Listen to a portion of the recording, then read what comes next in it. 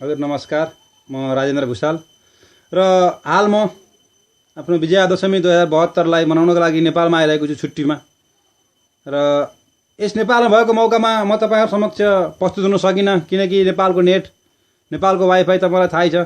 किनकि त्यसै कारण म तपाईहरु समक्ष प्रस्तुत हुन सकिनँ। अब अवश्य पनि हप्ताको एक बार तपाईहरु समक्ष आउने छु, किनकि म 2 महिना नेपाल बस्दैछु। र आजको मेरो शीर्षक छ खबरदार मोदी सरकार भन्ने। मेरो शीर्षकमा मैले आफ्नो भाग 15 प्रस्तुत गर्ने गरेको छु। मलाई खुसी छ।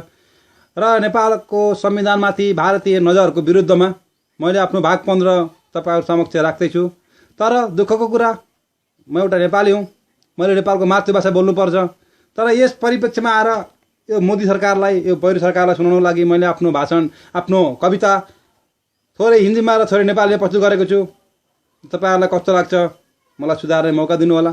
र भन्दै मेरा कविताहरूलाई लाइक, कमेन्ट र शेयर गरिदिनु सम्पूर्ण साथीहरूलाई धन्यवाद भन्दै म नेपालको यो सोलो नेटमा रहेर पनि म तपाईहरु समक्ष एउटा प्रस्तुत हुने जमर्को गरेँ। अवश्य पनि हप्ताको एक बार नेपालबाट पनि आउने छु। र भन्दै मैले आफ्नो भाग 15 प्रस्तुत गर्ने अनुमति मागेँ। र मेरो कविताको शीर्षक छ खबरदार मोदी सरकार।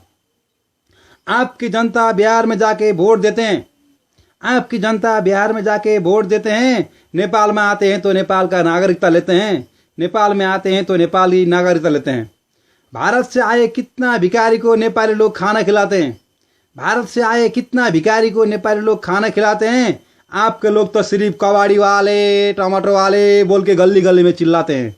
आपके लोग तो सिर्फ नेपाल में कबाड़ी वाले, टमाटर वाले बोल के गली गली में चिल्लाते हैं। हम लोग तो सामान खरीद कर खाने वाले हैं, आप नहीं देगा तो हम चीन से लेते हैं। हम लोग तो सामान खरीद कर खाने वाले हैं, आप नहीं देगा तो हम चीन से लेते हैं। हम लोग को पाकिस्तानी नहीं समझो, नेपाली आपको मुंह तोड़ कर जवाब देते हैं। हम लोग को पाकिस्तानी नहीं समझो, नेपाली लोग आपको मुंह तोड़कर जवाब देते हैं। सिक्किम, नागालैंड, दार्जिलिंग को जनता को आप अलग अलग राज्य दे दो।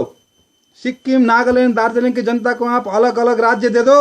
आपका मुल्क से आए बैठे नक्कली नेपाली कितना है आप वापस ले लो। आपके मुल्क से आए बैठे नक्कली नेपाली कितना है आप उसको वापस ले लो। हम लोग गोरखाली हैं, हम लोग स्वतंत्रता का सांस लेते हैं। हम लोग गोरखाली हैं, हम लोग स्वतंत्रता का सांस लेते हैं।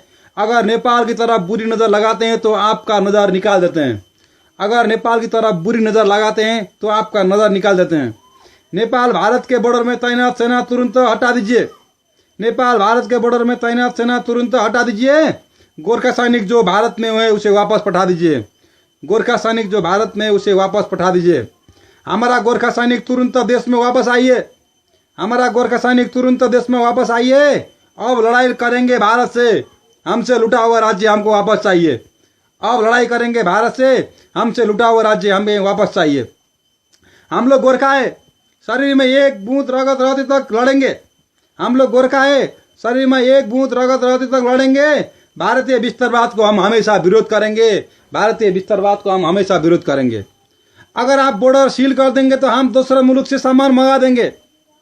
अगर आप बॉर्डर सील कर देंगे तो हम दूसरे मुल्क से सामान मंगा देंगे। होश में रहो भारतीय विदेश मंत्री, वरना नेपाल से आपको हम भी भगा देंगे। होश में रहो भारतीय विदेश मंत्री, वरना नेपाल से आपको हम भगा देंगे। सीके राउत और पीएचडी पास मन्त्रीहरूलाई भारत बस्ने अनुमति दिए हुन्छ। सीके राउत और पीएचडी पास गर्ने मन्त्रीहरूलाई भारत बस्ने अनुमति दिए हुन्छ। तिनी भारतका पुच्छरहरू हुन्, तिनीहरू भारतमा शरण लिए हुन्छ। तिनीहरू भारतका पुच्छरहरू हुन्, तिनीहरू भारतको शरण लिए हुन्छ। संविधान बनाएको नेपाल र नेपालीको लागि हो, भारतको लागि होइन। संविधान बनाएको नेपाल र नेपालीको लागि हो, भारतको लागि होइन। नेपालको आन्तरिक मसलामा हस्तक्षेप गर्ने भारतको कुनै अधिकारै छैन। नेपालको आन्तरिक मसलामा हस्तक्षेप गर्ने भारतको कुनै अधिकारै छैन। सोझा साझा नेपालीहरू भारतको जालमा अब फस्ने छैन। सोझा साझा नेपालीहरू भारतको जालमा अब फस्ने छैन। नेपाल स्वतन्त्र मुलुक हो, भारतको गुलाम भई कहिले बस्ने छैन। नेपाल एक स्वतन्त्र मुलुक हो, भारतको गुलाम भई कहिले बस्ने छैन।